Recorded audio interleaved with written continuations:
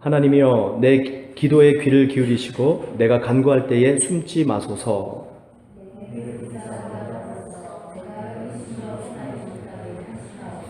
이는 원수의 소리와 악인의 압제 때문이라. 그들이 죄악을 내게 더하며 노하여 나를 핍박하나이다.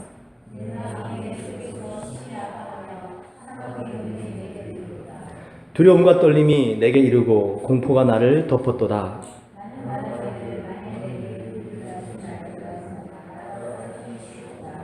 내가 멀리 날아가서 광야에 머무리로다.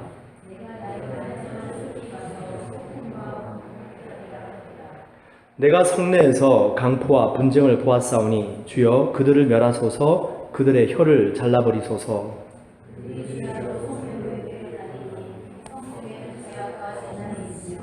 악독이 그 중에서 있고 압박과 속임수가 그 거리를 떠나지 아니하도다.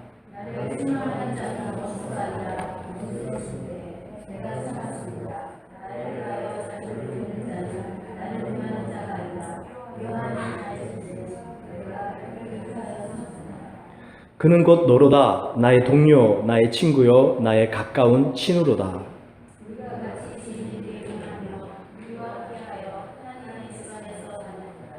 사망이 갑자기 그들에게 임하여 산채로 스올에 내려갈지어다. 이는 악독이 그들의 거처에 있고 그들 가운데에 있음이로다.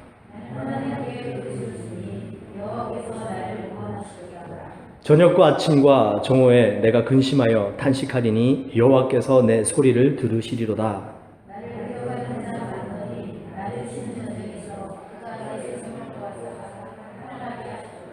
옛부터 계시는 하나님이 들으시고 그들을 낮추시리이다. 그들은 변하지 아니하며 하나님을 경외하지 아니함이니이다.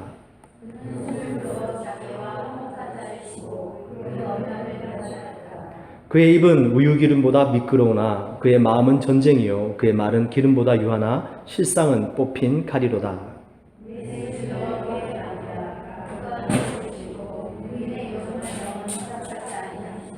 합독하겠습니다. 하나님이여 주께서 그들로 파멸의 웅덩이에 빠지게 하시리이다. 피를 흘리게 하며 속이는 자들은 그들의 날에 반도 살지 못할 것이나 나는 주를 의지하리이다. 아멘. 우리 한번 서로 인사 나누십시오. 기도함으로 깨어 있으십시다. 네, 아멘. 네, 기도하면 우리가 깨어있게 되는데요. 기도가 안 되고 기도를 하지 못하게 되는 것은 결국에는 우리의 영혼이 잠들어 있고 침체되어져 있다라는 뜻입니다. 오늘 두 번째 시간인데요. 지난주에 시편 54편을 통해서 영으로 인도함 받는 삶 첫 번째 말씀을 드렸고요. 오늘 두 번째 시간 영으로 인도함 받는 삶 두 번째인데요. 여기 지금 다윗이 지난주에도 그랬지만 오늘도 시편 55편 읽어보시면 참 많이 답답한 상황 속에 있습니다. 지난주에는 기도가 확신으로 바뀌었었거든요. 그죠? 우리 시편 54편 1절에 보시면 기도하죠. 그리고 54편 마지막에는 확신으로 끝이 났습니다. 또 오늘 여기 시편 55편 읽어보시면 지금도 똑같이 기도로 시작은 하고 있어요. 근데 똑같이 기도는 하는데 중간중간에 탄식이 들려오고요. 근심이 있고요. 엄청나게 지금 다윗이 마음의 고통과 아픔을 같이 하고 있는 것을 보게 됩니다. 그러다가 나중에 후반부에 가서는 하나님의 그 구원에 대해서 확신을 노래하는 것을 보게 되는데요. 여러분 저희들이 다윗은 시편 55편을 쭉 읽어가 보시면 아시겠지만 기도하다가 낙심이 찾아오고 그리고 기도하다가 마음이 답답하다고 기도를 포기했나요? 아닙니다. 여기 시편 55편은 다윗이 답답할 때부터 시작해서 확신이 올 때까지 그 기도를 쉬지 않고 쭉 해나간 것을 보게 됩니다. 우리 예수님께서도 비유로 말씀을 하셨죠. 항상 기도하고 낙심하지 않기를 제자들에게 사람들에게 권유 말씀하시면서요. 누가복음 18장에 보시면 비유로 말씀하시는데 이 얘기를 하십니다. 한 억울한 여인이 마을에 있는데 그 여인이 그 자신의 상황을 호소하려고 재판장을 찾아갑니다. 근데 이 재판장이 들어주질 않아요. 밤낮으로 여인이 부르짖습니다. 근데 이 재판장이 들어주지 않다가 스스로 이렇게 얘기를 하죠. 그가 얼마 동안 듣지 아니하다가 후에 속으로 생각하되 내가 하나님을 두려워하지 않고 사람을 무시하나 이 여인이 나를 번거롭게 하리니 내가 그 원한을 풀어주리라. 그렇지 않으면 늘 와서 나를 괴롭게 하리라. 이 재판관은요 하나님도 두려워하지 않는데요. 그리고 사람을 무시한답니다. 근데 이 여인은 끊임없이 밤낮으로 이 재판관에게 와서 하소연을 하고자 하는 것이죠. 이 재판관이 생각하는 겁니다. 내가 하나님도 두렵지 않고 사람도 무시하는 그런 재판장이지만 이 여인이 끊임없이 나를 괴롭게 할 것이기 때문에 내가 저의 하소연을 들어주리라. 그러면서 예수님께서 이 비유 끝에 말씀하십니다. 이 불의한 재판장의 말한 것을 들으라. 하물며 하나님께서 그 밤낮 부르짖는 택한 자들의 원한을 풀어주지 아니하시겠느냐? 그들에게 오래 참으시겠느냐? 내가 너에게 이르노니 속히 그 원한을 풀어주시리라. 그러나 인자가 올 때에 세상에서 믿음을 보겠느냐 하시니라. 그죠? 우리 예수님께서 하나님 아버지의 마음을 대신 말씀을 해주십니다. 우리 하나님은 의로운 재판장이신데 그렇게 이 세상에서 환난을 당하고 불의한 가운데 있는 하나님의 백성들에 대해서 오래 참으시겠느냐? 결코 그렇지 않으시다라는 것입니다.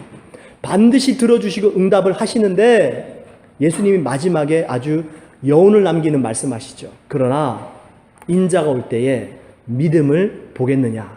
무슨 뜻입니까? 사람들이 기도하다가 포기해버린다는 것이에요. 사람들이 기도하다가 믿음을 벗어나서 의심하고 낙심하면서 기도를 중단해 버린다는 것입니다. 그러지 말라는 것이죠.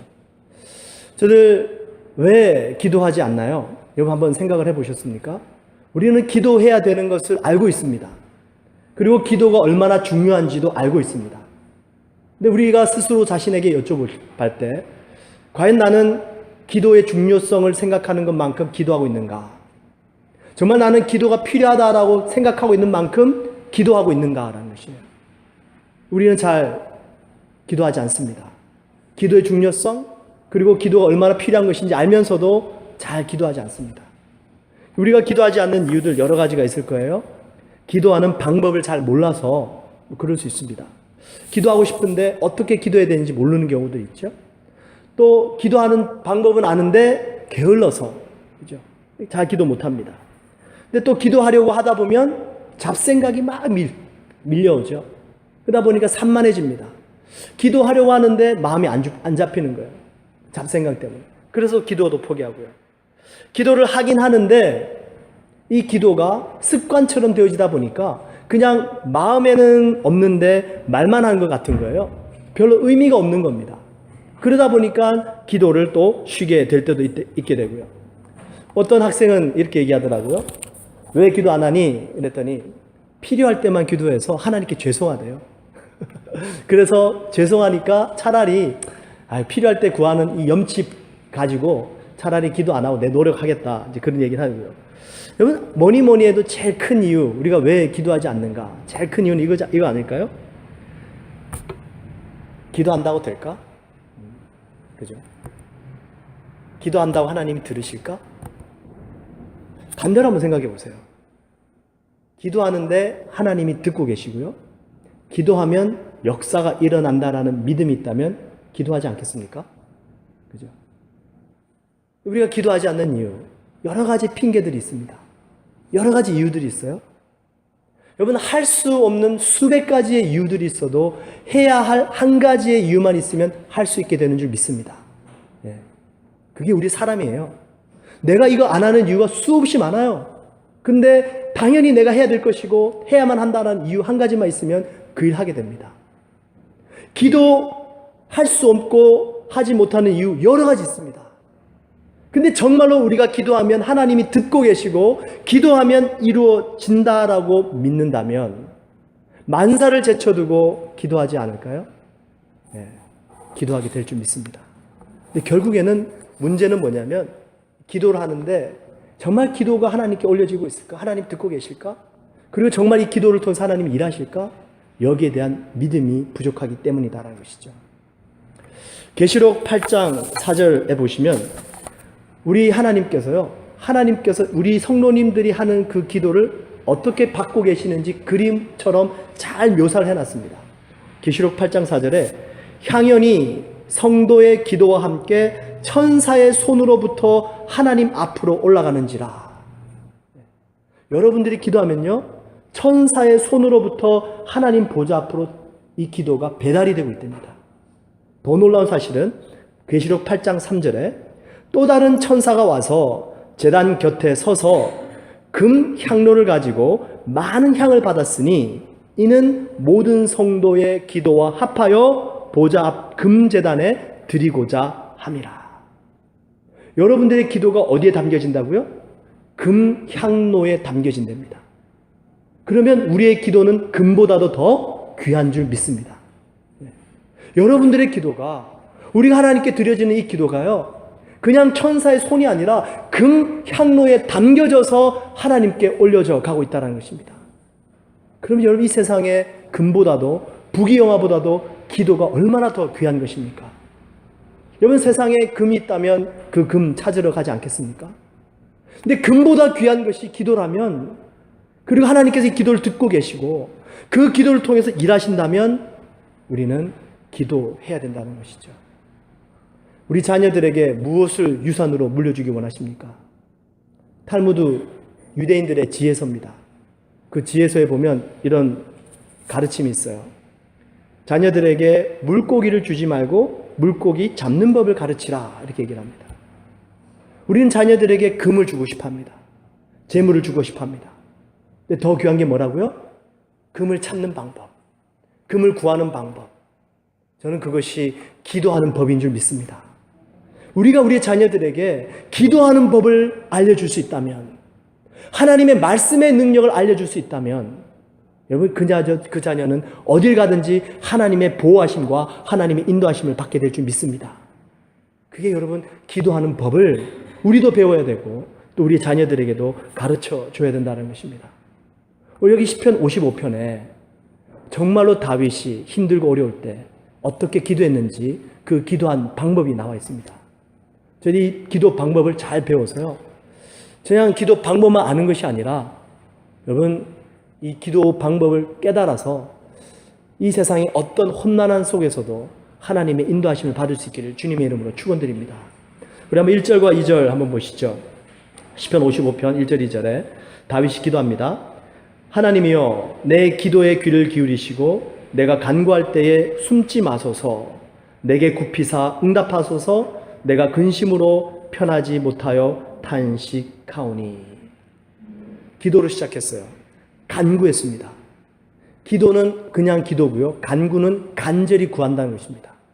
기도했고 간절히 구했는데 그 다음에 뭐가 나옵니까? 2절에 보니까 근심으로 탄식하오니, 이렇게 됩니다.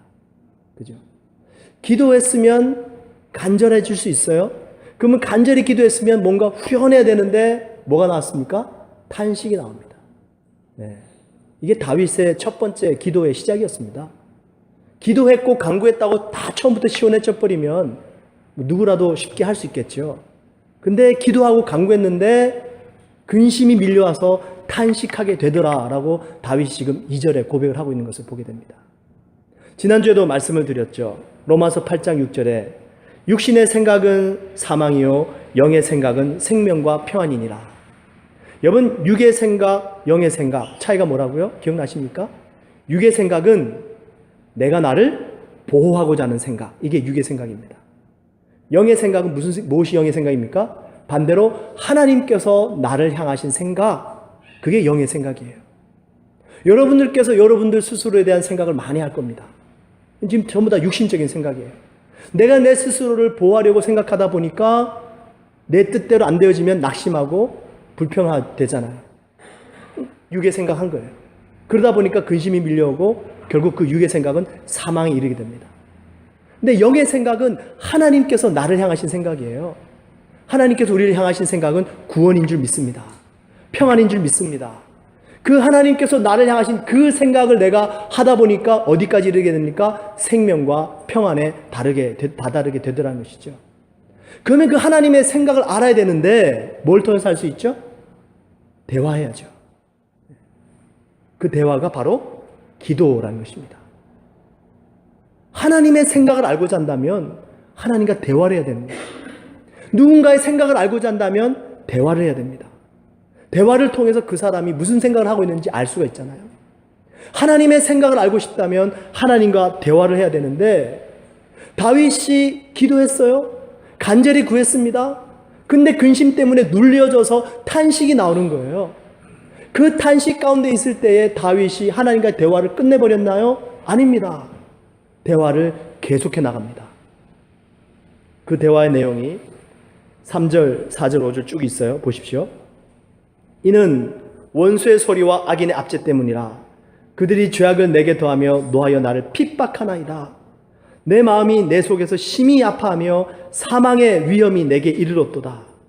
두려움과 떨림이 내게 이르고 공포가 나를 덮었도다. 나는 말하기를 만일 내게 비둘기같이 날개가 있다면 날아가서 편히 쉬리로다.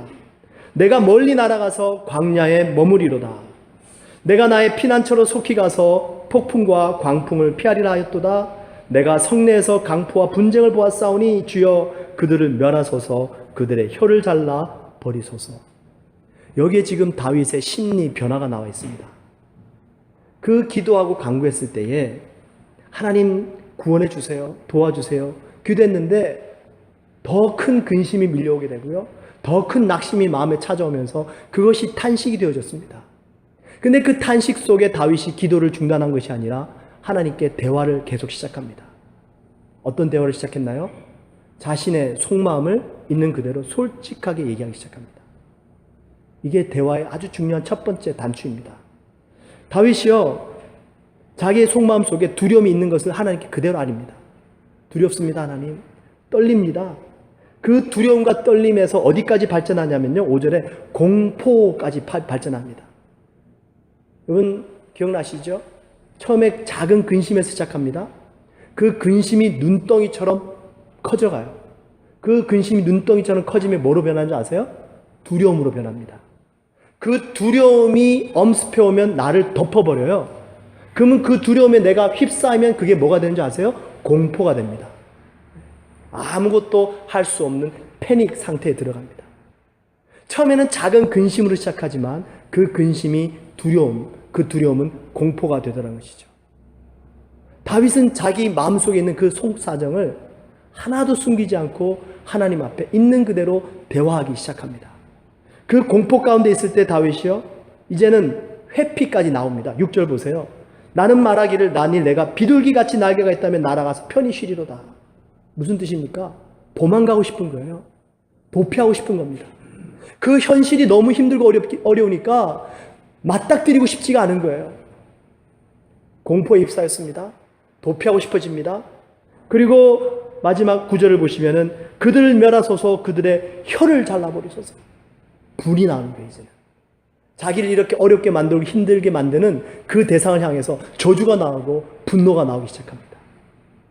다윗이 자기 내면 세계 속에 있는 속사정을 하나님 앞에 하나도 남기지 않고 있는 그대로 솔직하게 표현하는 것을 보게 됩니다. 우리 한국 사람들은 이것이 잘 훈련되어 있지 않습니다. 내가 원하는 것을 솔직하게 말하는 것이요, 너무나도 어려운 거예요. 있는 그대로 표현하면 되는데 이게 자존심이 상하는 거예요. 두려운 겁니다. 내가 솔직하게 얘기했는데 기분이 상하게 되는 거죠. 이 훈련은 엄청나게 중요한 훈련입니다. 내 감정, 내 속사람, 과연 내 안에서 지금 어떤 일이 일어나고 있는가? 이걸 하나님께 그대로 표현하는 것. 여러분, 이 다윗은요, 시편 55편을 말로 했을까요? 글로 썼을까요? 예? 말로 했을까요? 글로 썼을까요? 주무십니까? 예? 시편 55편을 다윗은 말로 했을까요? 글로 썼을까요? 썼어요. 어떻게 합니까? 어떻게 알아요? 여기 있잖아요. 그래서 우리가 지금 가지고 있잖아요. 여러분 마음속에 여러분들께서 내 속사람의 솔직한 심령을 표현할 수 없을 때는요, 때로는 펜을 들고 종이를 펴시고 그냥 한번 써내려가 보세요. 정리가 될 겁니다.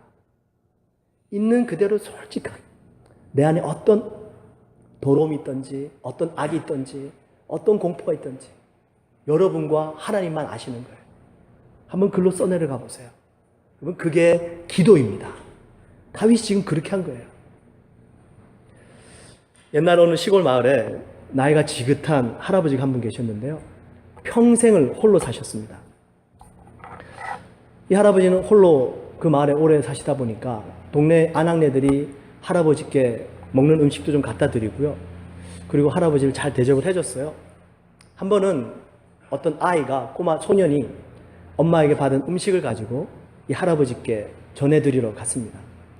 아이가 좀 당돌했어요. 할아버지께 음식을 갖다 드리고 아무도 동네 사람 어느 누구도 감히 묻지 못했던 질문을 이 아이가 할아버지께 던졌습니다. 할아버지는 왜 혼자 살아요? 네.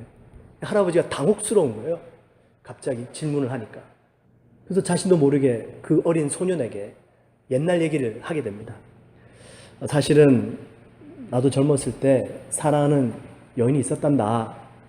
근데 그 여인과 연이 닿지 않고 그 여인과 함께 결혼을 하지 못해서 살게 됐는데, 내가 그 여인에게 찾아가서 내 사랑을 고백을 했지. 나랑 결혼을 해달라고. 근데 그 여인이 나에게 그러는 거야. 2마리의 말은 필요 없고 5마리의 소를 가져오시오. 아니, 나는 지금 젊은데 말은 고사하고 소도 없는데 1마리는 고사하고 5마리씩이나 가져오라니 내가 어떻게 결혼할 수 있었겠니? 그래서 그 후로 나는 결혼을 포기하고 지금까지 혼자 살아오고 있단다. 이 당돌한 소년이 할아버지 얘기를 듣더니, 할아버지, 그 여인이 뭐라고 했다고요? 2마리의 말은 필요 없고 5마리의 소를 가져오세요. 그래요? 2마리의 말은 필요 없고 5마리의 소를 가져오세요. 2말 말고 5소.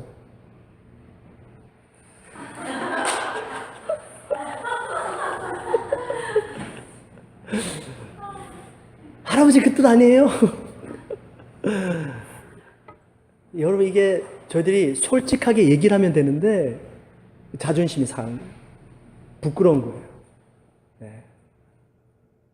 그러다 보니까 자꾸만 뭐가 됩니까? 오해가 되어지고 일이 꼬여지고. 여러분, 우리가 대화 속에 얼마만큼 그렇게 솔직하게 내 사정을 이야기할 수 있습니까? 하나님께도 그렇고 우리 이웃들에게도 그렇고요. 여러분, 대화의 기술에서 중요한 2번째는요, 원치 않는 것을 비난하는 것이 아니라 원하는 것을 구체적으로 말하는 것입니다. 부부간에도 한번 활용해 보세요. 기도 속에도 활용해 보십시오. 원치 아니하는 것을 비난하지 마시고요, 원하는 것을 말해 보세요. 우리는 너무나도 많이 부정적인 말들을 합니다. 하라는 말보다는 하지 마라는 말을 훨씬 더 많이 쓰죠. 우리 자녀들에게 그러지 않습니까? 너 왜 이렇게 하냐? 이렇게 좀 하지 마. 좀 가만히 있어. 그죠? 우리의 모든 대화 속에는 다 하지 마라는 말이 섞여져 있습니다. 근데 그 대화법이 너무나도 안 좋은 거예요. 그러다 보니까 하나님께도 기도를 하는데 내가 원하는 것을 아뢰는 것보다 뭘 더 많이 해요? 불평을 하게 되더라는 것입니다. 여러분, 그런 기도 방법은 너무나도 위험한 것이에요. 성경에서 그 사건을 가지고 이렇게 얘기를 해요. 우리는 원망하다가 멸망당한 사람들처럼 그렇게 하지 말자.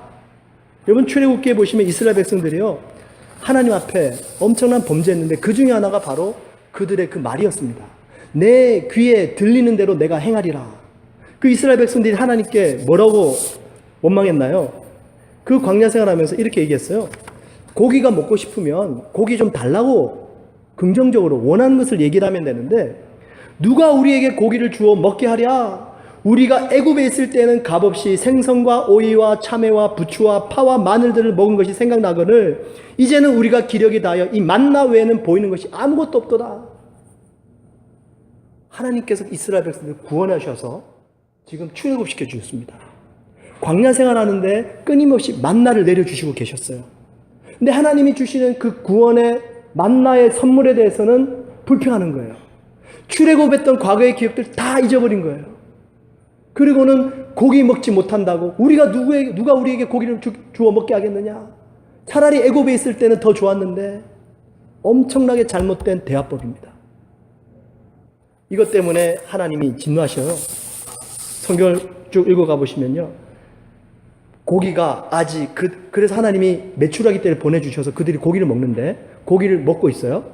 고기가 아직 이 사이에 있어 씹히기 전에 여호와께서 백성에게 대하여 진노하사 심히 큰 재앙으로 치셨으므로.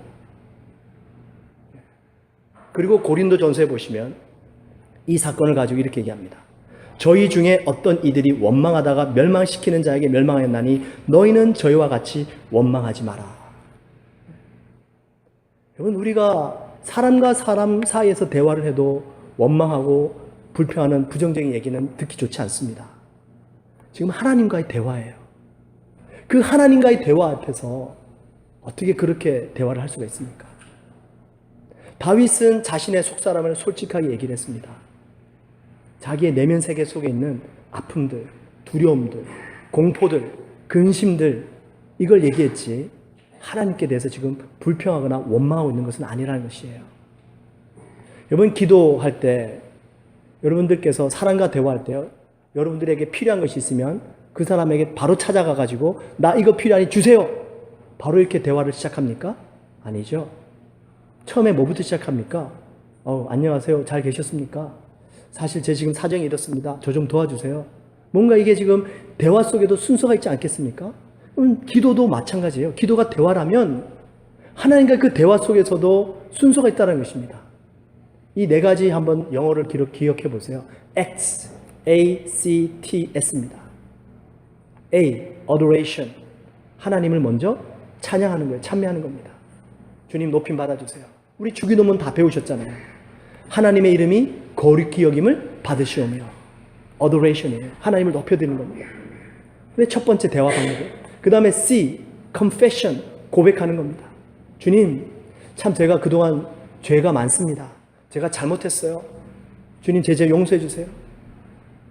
A, C, 그 다음에 T, thanksgiving. 주님, 주님께서 내게 해주신 여러 가지 선물들이 있네요. 감사합니다. 건강 주셔서 감사합니다. 주님, 내가 살 수 있도록 도와주셔서 감사합니다. 일용할 양식 주신 것 감사합니다. thanksgiving. 마지막 S, X, supplication. 그 다음에 간구예요, 간구. 주님, 제게 이런 일이 필요합니다. 주님, 도와주시옵소서. 여러분, 이 기도 순서를 따라 기도하시면 여러분들의 기도가 열려질 줄 믿습니다. 네. 우리는 기도를 하나님 앞에 그냥 마주구자비로 대화하는 게 아닙니다. 내 마음에 있는 솔직함을 주님 앞에 표현하고, 그리고 그 기도의 나름대로 대화의 법을 따라서 하나님 앞에 나가는 것이에요. 이 다윗이 처음에는 자기의 속사람을 있는 그대로 현실적으로 자기 속사람을 솔직하게 고백을 했는데, 그 다음에 나오는 기도 방법이 12절과 13절, 14절이 있습니다. 나를 책망하는 자는 원수가 아니라 원수일진데 내가 참았으리라. 나를 대하여 자기를 높이는 자는 나를 미워하는 자가 아니라 미워하는 자일진데 내가 그를 피하여 숨었으리라. 그는 곧 너로다. 나의 동료, 나의 친구여, 나의 가까운 친으로다. 우리가 같이 재미있게 의논하며 무리와 함께하여 하나님의 집 안에서 다녔도다. 여기 지금 두 번째 다윗의 기도 방법은요, 지금 자신이 처한 현실을 하나님께 그대로 얘기하는 거예요. 처음에는 속마음을 얘기하는 겁니다. 그 다음에 두 번째는 현실의 상황을 하나님 앞에서 자기가 스스로 다 얘기하는 거예요. 여기 지금 12절, 나를 책망하는 원수가 아니라 원수였다면 내가 참았을 것이고, 나를 대하여 자기를 높이는 자가 나를 미워하는 자가 아니라 나를 미워하는 자였다면 내가 그를 피하여 숨었으리라. 이건 무슨 뜻이냐면요, 지금 다윗이 지금 처한 현실의 상황을 얘기하고 있는 겁니다.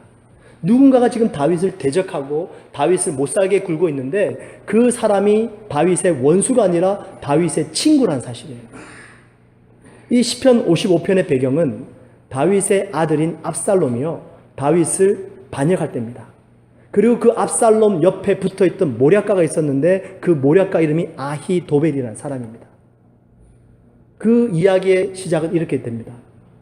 압살롬에게는 여동생이 있습니다. 다말이라는. 근데 이 압살롬에게 또 다른 이복 형제가 있어요. 암논이라는 이복 형제가 있습니다.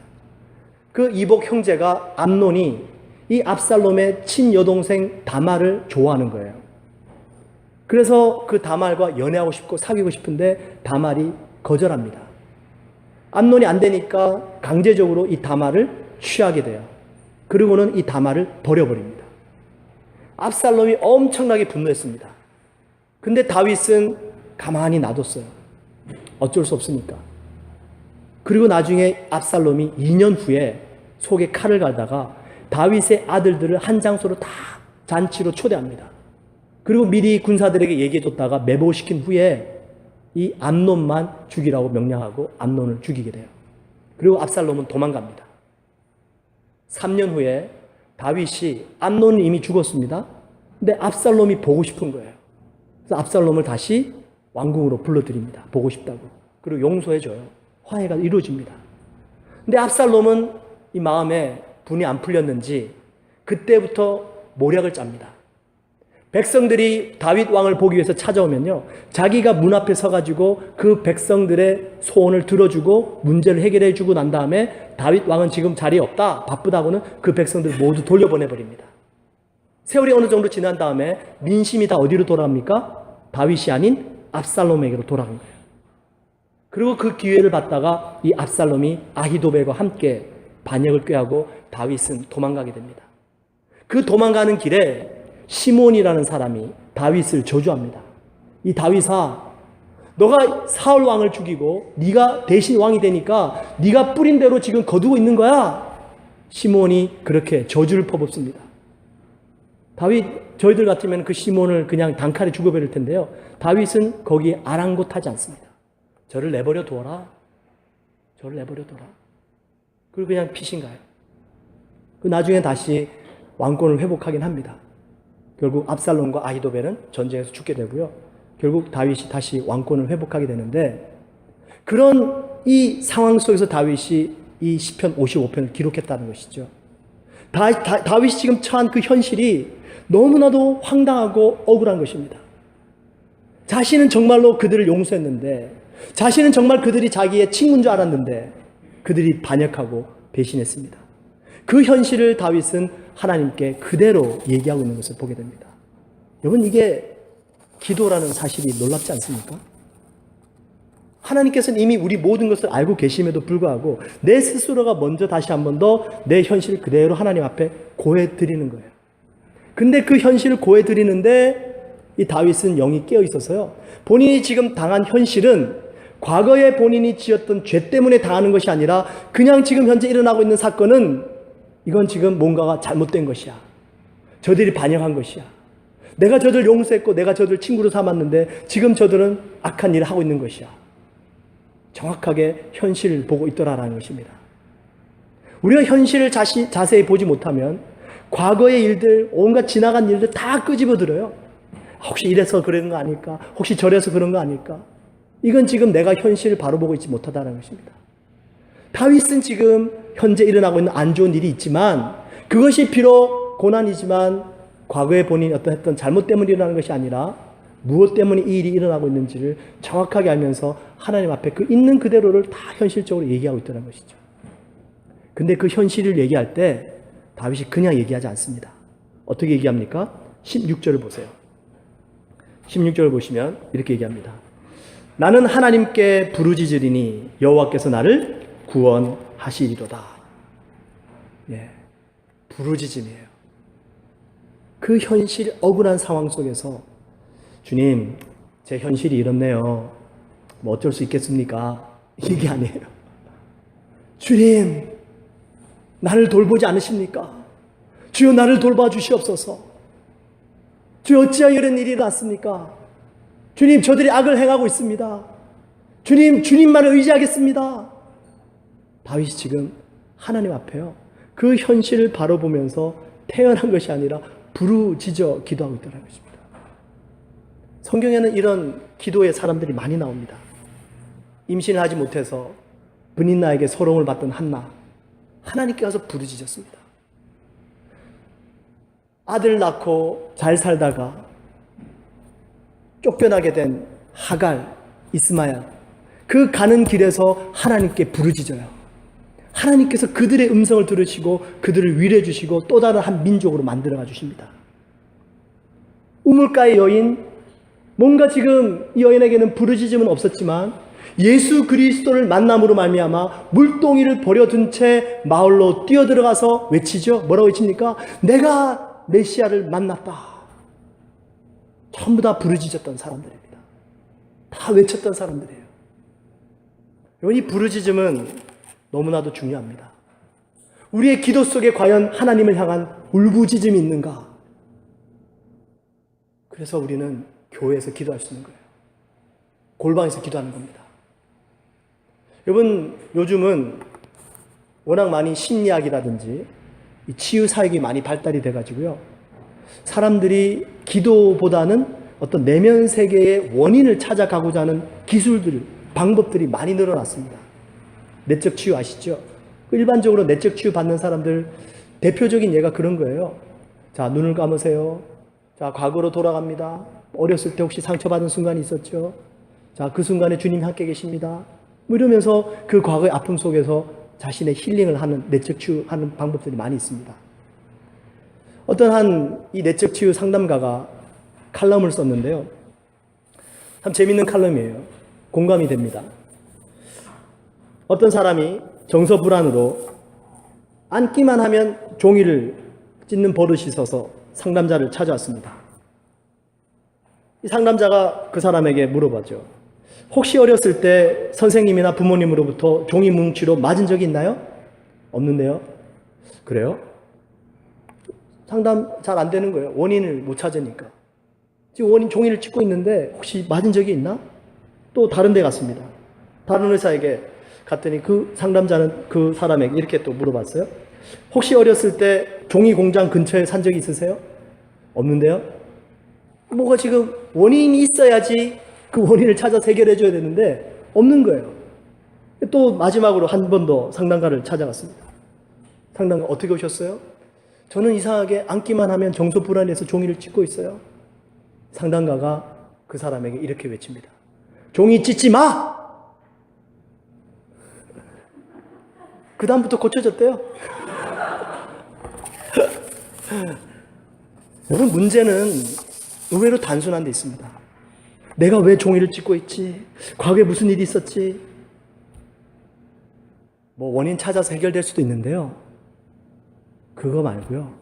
현실을 똑바로 보시면서 부르짖어 기도하시길 주님의 이름으로 축원드립니다. 주께서 도와주십니다. 주님께서 역사하세요. 그 부르짖음의 기도 속에 능력이 있고 하나님의 보호하심이 있다라는 것이에요. 저도 예수님을 믿기 전에요. 제가 좋아하는 버릇이 있습니다. 사색하는 겁니다. 저 생각하는 거 정말 좋아했습니다. 논리적으로 사고하고요. 그리고 제가 좋아하는 서적들, 심리학 서적들, 철학 서적들, 또 문학 서적들 중에서도 아주 이상한 서적들, 여러분 아시죠? 초현실주의 이상 이런 사람들 있죠? 그런 책 사서 봤어요. 정말 좋아했습니다. 그리고 친구들 만나면 그런 얘기하는 거 좋아했고요. 애들이 안 만나려고 그러더라고요. 시간 되면은 부산에 바닷가 얼마나 좋습니까? 해운대 가가지고요. 고민 많을 때 혼자서 아침에 가가지고요. 오후 늦게까지 바다 파도 치는 거 보면서 앉아있다 왔습니다. 답이 나올까요? 안 나올까요? 안 나오던데요? 답이 안 나오더라고요. 그러다가 제 아내를 만나고 그러면서 기도라는 걸 처음 했을 때가 있습니다. 제가 처음 기도를 했는데요. 남자는 그래요. 기도한다는 것은 누군가를 의지하는 것이기 때문에 자신이 나약해지는 느낌이 듭니다. 그걸 안 하려고 했는데 기도를 안 할 수 없는 상황이었습니다. 답답하니까. 처음 솔직하게 입을 열어서 기도했습니다. 속으로 기도한 것이 아니고요. 입을 열어서 하나님이라는 단어를 내뱉고 내 속에 있는 현실 속 사람을 얘기하고 지금 현실 속에서 일어나고 있는 일들을 얘기를 하는데요. 제 마음속에 딱딱한 껍질이 깨어지는 느낌이 생기더라고요. 말씀을 준비하는데 그 모습, 그때 그 느낌이 다시 생각이 났습니다. 여러분, 머리로 생각하는 것, 묵상기도 괜찮아요. 괜찮은데 거기에는 한계가 있습니다. 묵상기도 생각하다 보면 잡생각이 밀려오게 돼 있어요. 부르짖어 기도하십시오. 여러분들의 속사람이 강건하게 될 줄 믿습니다. 주님께 부르짖으면 내가 내뱉고 부르짖는 것을 통해서 하나님의 놀라운 영이 내 안에서 나도 모르게 일하시더라는 것이에요. 로마서 10장 10절에 얘기합니다. 사람이 마음으로 믿어 의에 이르고 입으로 시인하여 구원에 이르느니라. 그죠? 마음으로 믿고 마음으로 생각해도 하나님은 들으세요. 근데 그게 자꾸만 붙잡히더라는 것이에요. 눌려지고 잡생각이 밀려오더라는 것입니다. 부르짖는 가운데에 하나님의 구원의 역사가 펼쳐지더라는 것이에요. 좀 길지만 마지막 세 번째 좀 말씀을 드릴게요. 속사람으로 솔직하게 기도했어요. 그리고 현실적으로 있는 그대로 하나님 앞에 얘기했습니다. 이 세 번째 마지막 기도의 방법 너무 중요합니다. 한번 22절 한번 보세요. 빨리 마칠게요. 같이 한번 읽어보십시다. 시작. 내 짐을 여호와께 맡기라. 그가 너를 붙드시고 의인의 요동함을 영원히 허락하지 아니하시리로다. 여기 지금 시편 55편은 총 23절로 이루어져 있습니다. 근데 22절만 뭐가 딱 다릅니까? 시점이 달라요. 전부 1인칭 시점으로 쓰여졌어요. 1절부터 23절까지. 나, 주여. 근데 22절은 3인칭 시점입니다. 너의 짐을 여호와께 맡기라. 그가 너를 붙드시고. 여러분, 시편은 이 55편은 다윗이 쓴 건데요. 시편을 읽어가 보시다 보면 시점의 변화가 일어나는 시들이 있어요. 그 대표적인 또 다른 시가 시편 121편입니다. 지금 시간이 안 되니까 제가 안 읽어드릴게요. 처음에 나로 시작하다가 3인칭 시점으로 바뀌어버립니다. 여러분, 저희들이 언제까지 기도해야 될까요?